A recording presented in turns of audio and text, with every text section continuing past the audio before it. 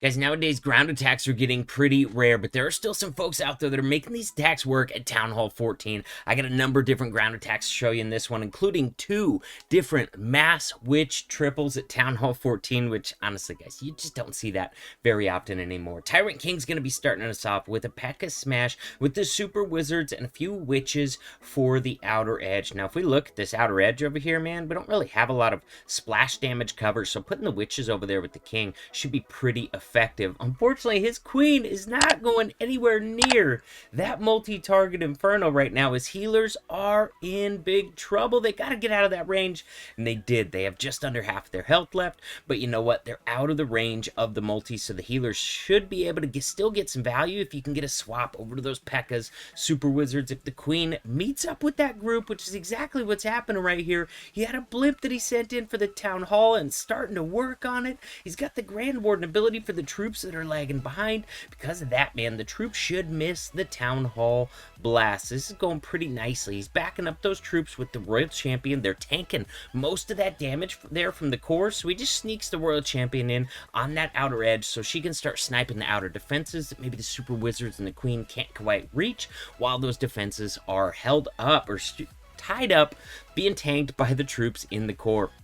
Looks like he's got the unicorn with the royal champion. That's going to keep her topped up on health. Guys, that's the reason that she's still got full health coming into this last little section of the base. Queen still has her ability. Royal champion still has her ability. And it's a good thing because he's going to need one or both of those to get through the scatter shot right here. Boom. Queen takes out the scatter shot. He's still got the queen ability. He's got to pop it right here. The giant bomb almost takes her out. Anyways, guys, I think the royal champion has almost enough. If it wasn't for that skelly trap right there, the RC alone could have got through that multi. As it is, man, it's going to be pretty close. We might need an assist from the remaining Pekkas and super wizards to get this multi-target inferno down. Sure enough, the royal champion goes down first, but he's got more than enough troops to overwhelm the last defense on this base. All right, guys, here's the first one of our mass witch attacks. He's got 7 lightning spells and a quake. Pretty easy to see what he's targeting right here, man. He wants to take out the multi, the scatter shot, the expo, all that in that same spot right there, and he's got those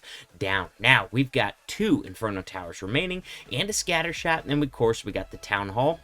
So let's see how he's going to be dealing with that. He's going to wall break in some troops on either corner. Looks like a golem and an ice golem over there on either side with the wall breakers and some witches trying to cut in this funnel right here. All right, he wants to get rid of both of the corner buildings and the corners of the base right here. That way, by the time he drops the rest of his troops right here with the log launcher, the buildings on the outer edges are gone. So they're going to want to wait and go in towards that core where the buildings are remaining to draw them in. Now, we got the first free spell down on the scatter shot grand warden combo right there. Next one down also on the scatter shot. Let's look for this grand warden ability, and of course a freeze on the town hall, man. That thing melts through troops and heroes so fast. And here we go, grand warden ability, rage spell. They're working on getting that town hall down right now. And let's look at these edges, man. Look at the king up here in front of the witches, man. That side is going really strong. And then down here we still got some witches remaining in that outer edge, spawning the skellies, get out in front of them, which is great, because if you look on the left-hand side of the base,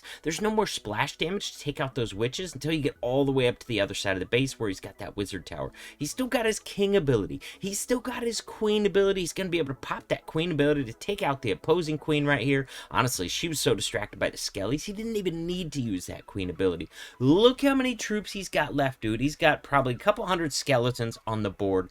10, like, witches remaining, maybe even more. Are you kidding me? How did he not lose any witches on this? This was a triple multi-target base, man. All I can say is Aquatong played this attack absolutely perfectly and annihilated the base with pretty much all his witches still alive. I guess with how hard he smashed that other base, it's no surprise to see that the second attack in this video, that's the super witches, is the same guy, Aquatong. All right, he's gonna use the zaps to get rid of one of the scatter shots over there on the left hand side. Then he's gonna start breaking in on one of these corners, man. This is wild, dude. He annihilated that first base. Let's see how strong, if this attack goes as strong as his last one did, I might have to start using this attack on these big square spread out bases as well. Now, he didn't wait as long for the funnel to get established. Seems like he dropped his core troops a little sooner on this one than he did on the first attack. Let's see if that has any effect on how many troops and heroes make it into the core of the base. So far, it looks like the king is walking to the left.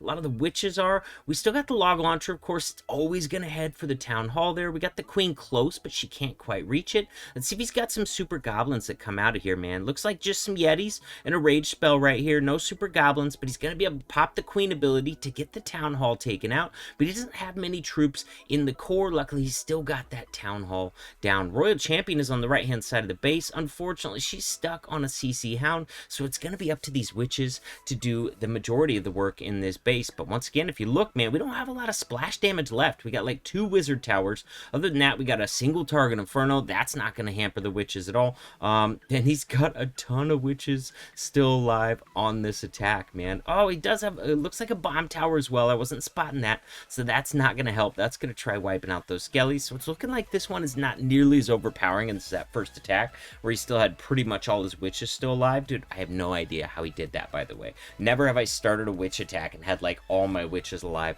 at the end. But he's not doing too shabby here, man. He's still got 5, 6, at least 7 witches still alive at this point in the attack, and he's got no splash damage left. Oh my god, dude, the witches in the core died to the tornado trap. This one's actually going to be pretty close on time, if on nothing else. Actually, I think when we started the attack, he still had 30 seconds remaining. Man, 6-packed with mass witches at Town Hall 14. Next up, we got Ghost going in with a Pekka. Well, actually, it's more of just a Yeti smash. He's got a couple Pekkas, he's got a couple witches, but the meat of this attack is going to be those Yetis. If he's going to start it off with the Grand Warden walk down at 6 o'clock, let's look for him to get some other sort of funneling troop over here on the right. Might even use his BK to funnel that other side over there, and then make a core shot going into the core. So far, he's got a blimp selected, so we'll see if that's what he sticks with. Sometimes you might go with a log launcher as well. He's got a couple jumps in this composition, so here we go. BK, sure enough, is going to be used on the other side of the base to establish that other side of the funnel. Now, Grand Warden's coming in because he's got Yetis and a Pekka down here shooting into towards the core. He's got all his core troops dropped. Also just dropped the queen. It looks like he dropped a couple witches to try and help the king over on the right-hand side, although that king, it looks like he's going to be going down to that enemy BK here pretty soon. So here we go. Let's see how he's going to play this. He doesn't want to path the Yetis straight through the town hall. Really smart idea right here. Keeping the Yetis away from, first of all, the town hall blast, and second of all, the poison. It's not just a danger to the Yetis, it will also kill all your healers. So good choice sending the blimp in here and keeping his troops out of the range of that poison that is the town hall 14 once it goes down. Beautiful job right there, man. Raged up, Yeti bomb, town hall is down with the blimp, and let's see how this is going, man. He's got his Royal Champion working off to the right of those troops. That way he's getting the benefit of some of the tanking of those Yetis in the core. Look at these 3-point defenses up here. The X-Bow, Cannon, Archer Tower were all locked onto the Yetis. That way the Royal Champion didn't have to face the full force of that. Royal Champion has already used her ability, and it looks like we're out of healers at this point. Queen still has her ability, and she's going to need it if she wants to get through this single target Inferno here, but he's also got a couple of freeze spells in his pocket. He's going to drop one of those. Oh, Queen is held off from taking out the single by that tornado trap. Right now, single's being tanked by archers. It locks onto the Queen, but it's too late. Queen takes it out. Looks like he might even be swagging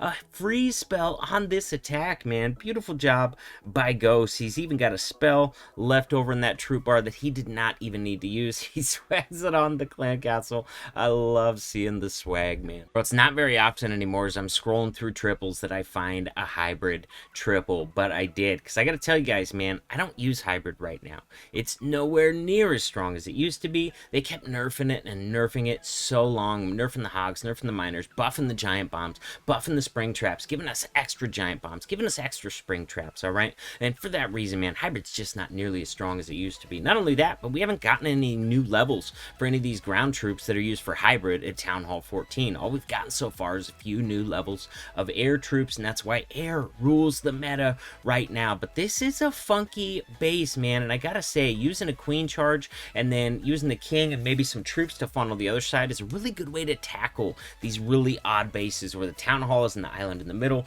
and the entire base designed to make it really difficult difficult to get to the town hall, so you got to set up some serious funneling, and a queen charge is amazing for doing at least one side of that funnel, and that's exactly why he's going to be using hybrid on this base. And then of course the hybrid army is going to be great for going in there, grabbing the town hall, and it's kind of nice in this instance that the town hall doesn't have anything else around it, because provided that you're able to actually funnel troops into it, which is the difficult part, which is what Bird's trying to do here by setting up that funnel.